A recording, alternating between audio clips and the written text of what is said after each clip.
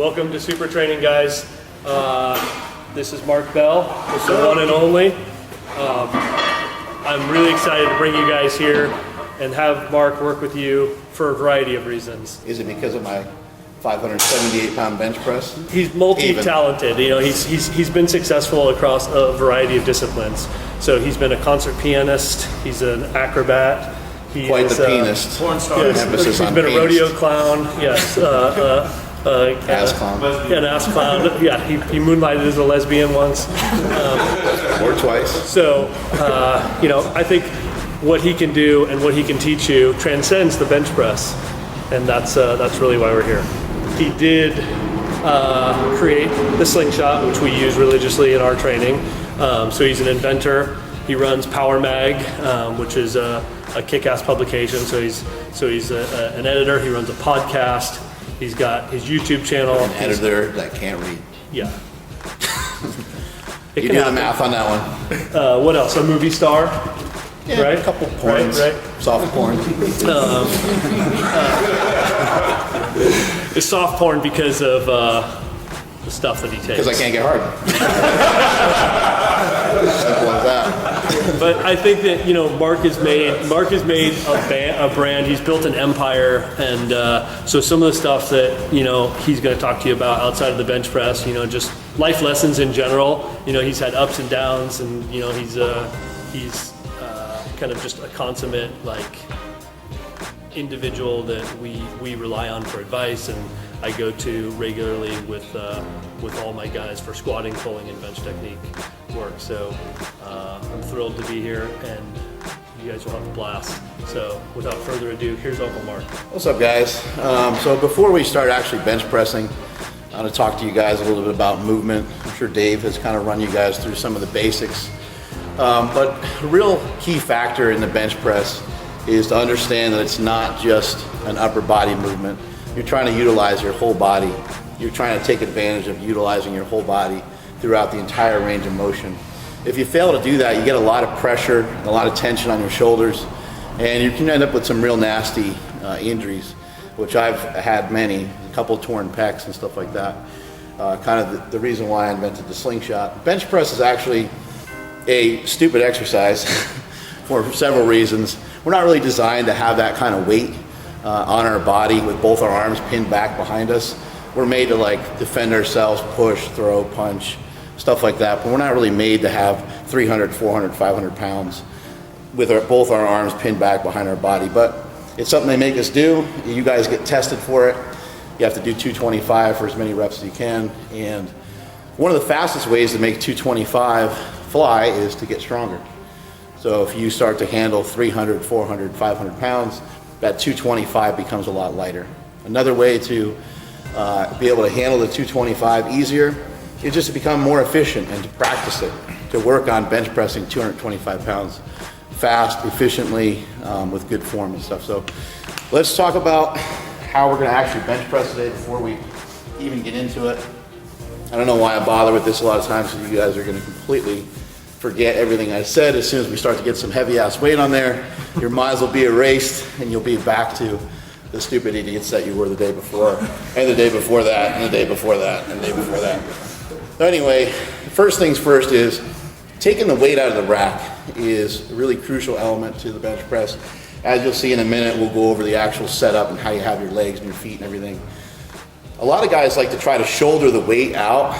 They like to try to almost bench the weight out of the rack. And you're better off allowing whoever's lifting the weight off to you to kind of hand it out to you, and you want to try to actually pull the weight down. When you take the weight out of the rack, before you ever do anything, you're going to make sure both shoulder blades are underneath you. A simple way to kind of do that is to take your hands and just turn your palms up. And when we reach for the bar, we try to not let that unwind. We reach for the bar kind of carefully. We don't want to unwind all that shit. We want to keep the elbows down in here. Again, we're going to unrack the weights from here, pull them down over the chest. From here, you're going to want to kind of lead everything with the elbow. You're trying to drop the elbow. For those of you that have lats, we're trying to drop, and those of you that have triceps, we're trying to drop the tricep onto the lat, and we're trying to drop the forearm onto the bicep. You hear some powerlifting coaches will tell you to bring the bar real low. In my opinion, that's not the greatest way to teach, especially you guys, the body types that you guys have. You guys don't look like powerlifters. You guys don't, a lot of times a powerlifter will have a big belly. They'll really work for years and years on really arching a lot. And so they'll bring the weight down right on their stomach basically, and they'll press off their stomach. For most of you, you'll be up a lot higher, probably near your sternum or probably near the nippies, depending on how low your nipples hang. You'll be near your nipples, and you want to really actually just be bench pressing with your arms. Your arms and your pecs are going to be moving the weights around. A really key factor in you guys being able to do 225 for high repetitions is for you just to go like hell. You want to be able to move as fast as possible. So over a period of time, you might not learn it today, you might not learn it in 2 weeks, it might take some time. Over a period of time, work on dropping the weights fast. While you're working on dropping the weights fast, you're also going to want to work on just getting stronger. When you're getting stronger, you're not always going to be able to drop those big weights fast. You guys know what I'm talking about. When you do a heavy squat, you start to get to those heavier weights, you're going to go down a little more careful with those big squats sometimes. So same thing in the bench press. You're going to want to try to control those big weights, but you still want to bring them down quickly because you don't want to waste a lot of energy. So the first thing we're going to do, one thing I like to teach people, is to learn the proper sensations of a lift. When you do a deadlift, a squat, a bench press, you need to learn the proper sensations. And one way to learn the right way is to sort of feel the ways that suck or feel the wrong way or feel something really simple. So this is really simple. He's got his feet up on the bench. The reason why he's doing this is so that his lower back is touching the bench press. This is zero arch. He's completely flat. Now when we actually bench press, we want to develop a little bit of an arch. But again, we're trying to get you guys to feel certain sensations so you know the difference between flat and arched. Sometimes it takes a while for everybody to catch on to some of these different cues. But this is a real simple way of doing it. You have your feet up on the bench, back's totally flat. Now he's going to start to get his feet into position. A lot of times we'll get our feet into position and then we'll work on getting our upper body into position. We like to use the barbell in all three lifts to get ourselves in position, whether it's bench, squat, or deadlift, we always use the bar. So if you can kind of unwind that and do it again, back's totally flat. We're not really trying to arch the lower back. The lower back's going to be arched anyway because your feet are down on the ground. And it's going to just kind of naturally arch the lower back, but we're really trying to arch the upper back. And we're really trying to lock our shoulder blades in to the bench press. When we do a squat or deadlift, we're doing the same thing with our feet. When we do a squat or deadlift, we're doing the same thing with our hips. So you line up for a squat, we don't just kind of just, walk back and just squat. We usually try to screw our feet into the ground, we flex our butt, and we have everything's connected to the ground. Our feet are twisted out slightly to activate the glutes. Stomach's ready to go. We're in a proper position to do a squat. Same thing applies here on the bench press. We're trying to screw each shoulder blade into the bench press.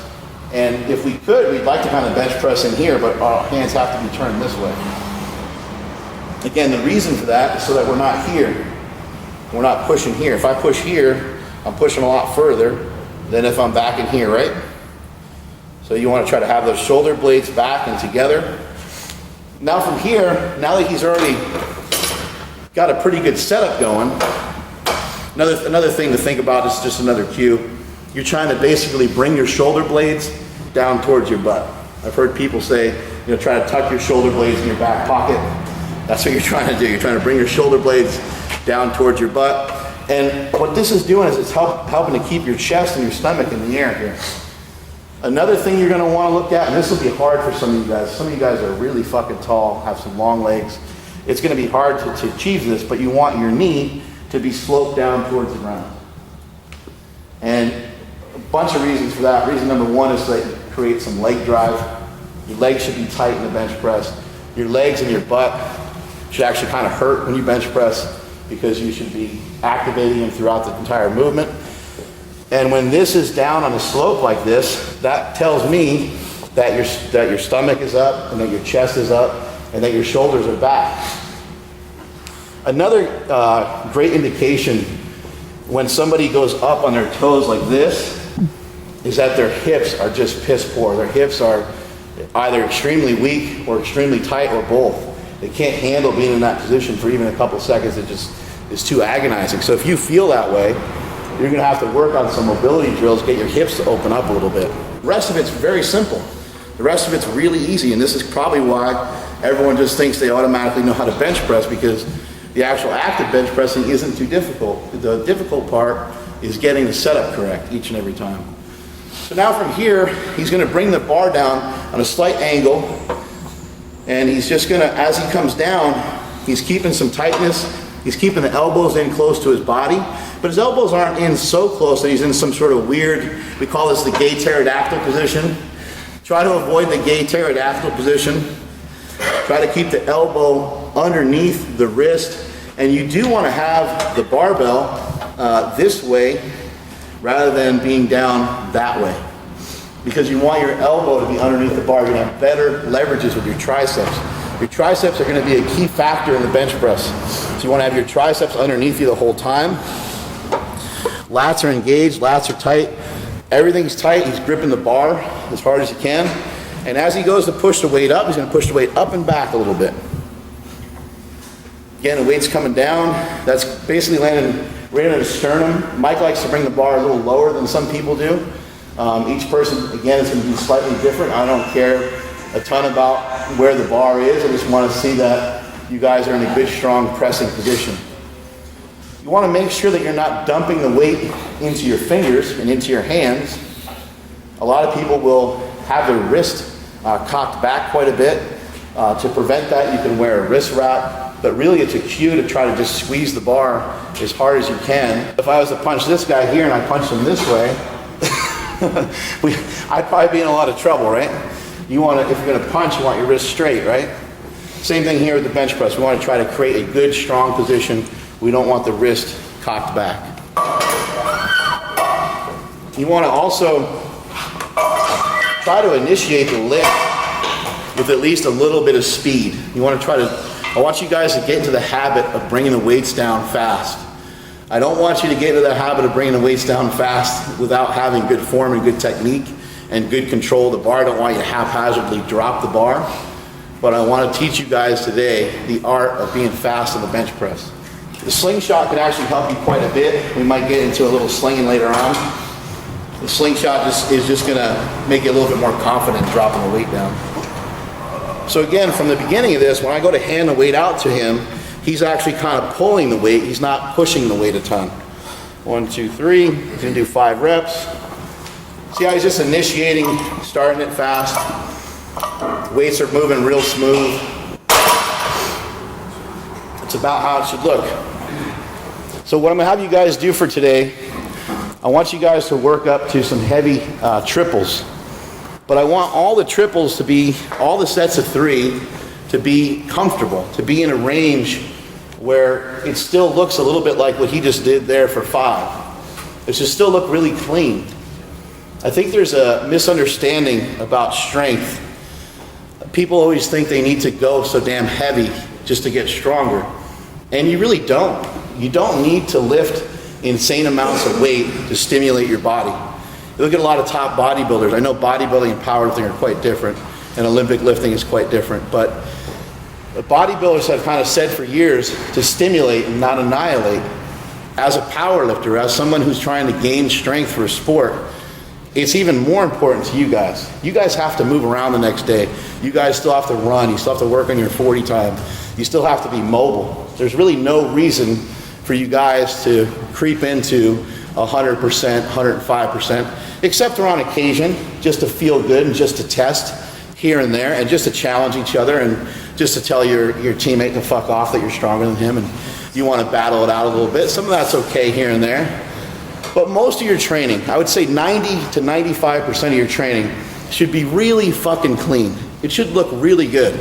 And you guys should take pride in that. You should take pride in acting like a professional in all aspects of your life, you're not just on the football field, off the football field with your eating. You guys are different. You guys are made out of something a little different than the rest of us. I mean, look at how fucking tall everybody in this room is. You guys have talents, some God-given talents. Some talents are a combination of things that you guys worked for, along with just being big, and then also developing skills over the years.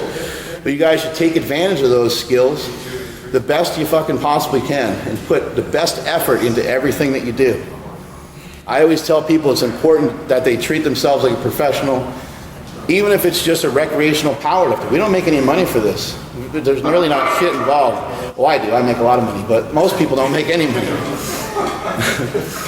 But I always tell people, I always share with people that it's important to ice your elbows if they fucking hurt, ice your shoulders if they hurt, work on your mobility, work on your nutrition. There's tons of aspects that go into getting stronger other than just lifting weights. The nutrition side of it is huge. Making sure you get enough sleep is really important. Going out drinking is not going to help you get stronger. So you got to think each and every little thing that you do, you want to try to always get yourself a little bit better than you were the day before. That's not as hard as you think. If you just finish the tasks that you're supposed to do each and every day, you'll get yourself there. It might take a while, but you'll get yourself there. It doesn't have to be so goddamn hard all the time. And that's the same thing with training. You don't have to train so heavy that you keep making yourself go backwards. If you're so dead and so tired from training sessions, from all your training you should be dead. But from just lifting by itself, lifting should make you feel good and you should be getting stronger from it. Occasionally you're going to be sore, occasionally you're going to get a little fucked up, strain here or there. That's just part of the territory. But for the most part, this stuff should be making you feel good, and the way to do that is to make sure you lift properly. So again, let's work into some heavy triples, and I don't want to see all this weird squirmy shit that sometimes happens, okay? I want you guys to have good control. I want a little bit of a pause on each rep. A pause is a good way to make sure that you guys aren't lifting too retarded. So a little bit of a pause on the chest on each one, and a good strong press. Let's get a group down there, a group here, and a group here. Try to match up the best you can, like strength-wise, and we'll just start with the bar.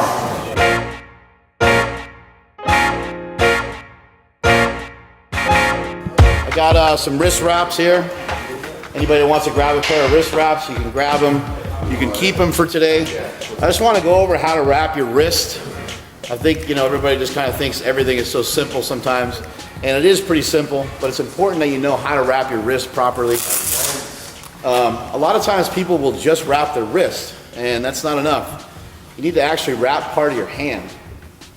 When you're wrapping your wrist, you need to wrap part of your hand. When you look at like a boxer, they wrap mostly their hand. Because if you just wrap your wrist, and your wrist is still able to move around quite a bit. And on this movement, we want to try to keep our wrist a little more stiff than that. So you put your hand through the thumb loop. You don't have to use the thumb loop if you don't want to, but you put your thumb through the thumb loop. What you're going to do from there is you're going to grab the material with your fingers, and you're going to pull, and you're going to pull it around. I usually just put it on kind of loose first. Again, it's going over your hand, okay? First time around, usually just kind of put it on a little bit loose, and for the lighter weights, I might just leave it like this. As the weights get to be heavier and heavier, I'll kind of go back, and I'll pull some of that slack out, pull some of that material out, and try to get it on a little tighter. And I always try to finish down on my actual wrist as I start to wrap. I start to wrap this way a little bit. So that's pretty much it. You want to have, a little bit of coverage from your hand to your wrist. Again, you're just going to pull the material kind of tight and start to wrap downward. The reason why this is important, the reason why protective gear is important, like a belt, you got to protect yourself before you wreck yourself, something I always say in here.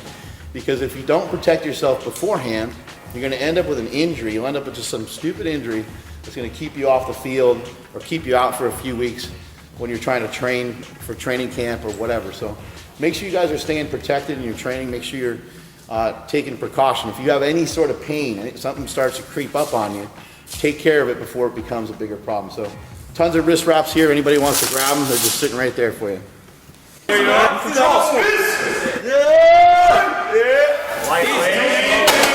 It was heavy. Gangster reps. Never fail me.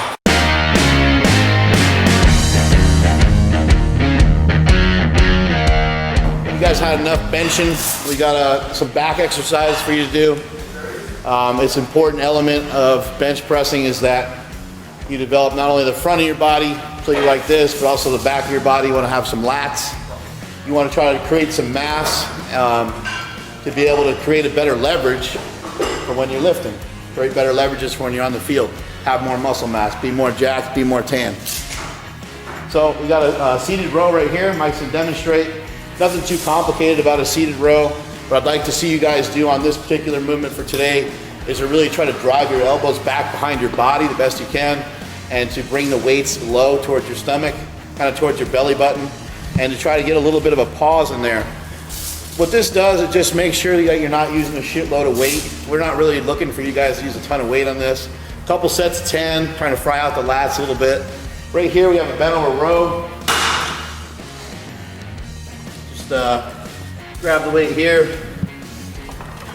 And just kind of bend at the waist. Pull the weight in towards your stomach. Try to pull your chest up. Face pull, face pull. Have one guy here, one guy on this one here. You can also do your bent over row on the platform there. Then we have a pull down right here. Hands are kind of up this way. Anybody that wants to do pull-ups can go here or over here. Just want you guys to do 2 or 3 different movements, about 3 sets of each. So whenever you're done bench pressing, let's get to training some back. Ready, break. So like hanging around these guys. I feel like a piece of shit. You want to play in the NBA? Like you probably had dreams just like me of playing in the NFL. Of course. Like how dumb do you feel hanging around like guys that are like approaching the NFL? Like they're so much bigger. Like I don't know why I never realized that I didn't have any chance. I don't know. For some reason I always dream, right? I always just thought if I trained hard enough that I'd make it. Yeah, I think there's Took always your vitamins and said your prayers. No, I do always think there's a small chance because you hear about Yeah, there stories is, like yeah. that, you know. So I don't. Yeah, there's think like Wes Walker and a bunch of small dudes in the league that are killing it, right? right, that are just fast enough, but maybe not the fastest guy, and work his skill enough to become. John Stockton. Yeah, Those guys you know, are- really though, John Stockton couldn't even touch a rim. You know, like he's just so. That can't be true. He's just so technically sound, you know. I think there's always opportunity, but these guys are obviously bred for it.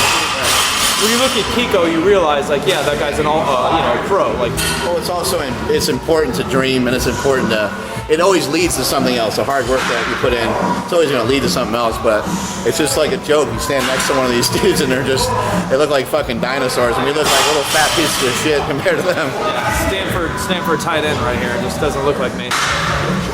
Just, I guess, like the main thing is it just puts it into perspective on what it takes to be a top-notch athlete. Not only do you have to work hard and put in a lot of effort, but you also just need to be born a little differently than the rest of us, I guess. You guys, that was cool. Hopefully you learned a lot. Just want to say thank you to Mark. Thank you to Danny, Charlie, and Dean at Caffeine and Kilos for hooking us up with all this gear. Mark gave you guys some cool wrist wraps. And Yeah, anyone who did get a chance to grab them, there's a box over there. You want to grab them on the way out, even if you just want some for your buddy or whatever, just go ahead and grab a pair. I appreciate you guys listening to me ramble on today. It was a lot of fun. It was a great experience to be able to get in front of you guys and hopefully help you guys get a couple extra reps out of your 225, help you make a little bit more dough. And like I said, I mean, this man has accomplished a lot. So follow him on Instagram. It's what? Just At Mark Smelly Bell. Smelly Bell. And then howmuchabench.net is his website. So any of these like slingshot devices or those hip circles that we use for our glute activation, all that stuff is here. So you guys got lunch over here. Eat up. Let's head back. We got lateral speed workout at 2:30, and then yoga tonight at 7. Cool. Thanks again. Thank Take you, care, guys. guys.